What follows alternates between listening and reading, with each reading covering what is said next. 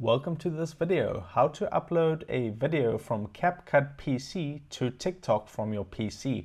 If this helps you out, drop a like onto this video and let's just get into it.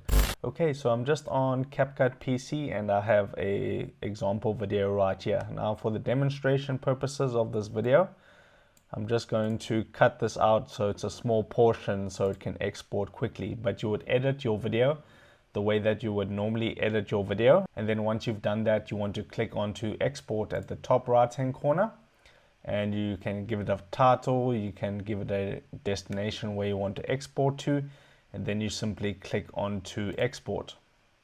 Okay, that has quickly exported the video. Now you can see here, if you sign in to your TikTok account from Capcut PC, you'll be able to upload it directly onto TikTok, and you can also upload it directly onto YouTube, and you can set the visibility for that and allow comments, duets and stitches for that video. So just make sure that you sign in, click on that sign in button, sign into your TikTok account, and then you can click on the share button and it will share directly to TikTok from Capcut PC.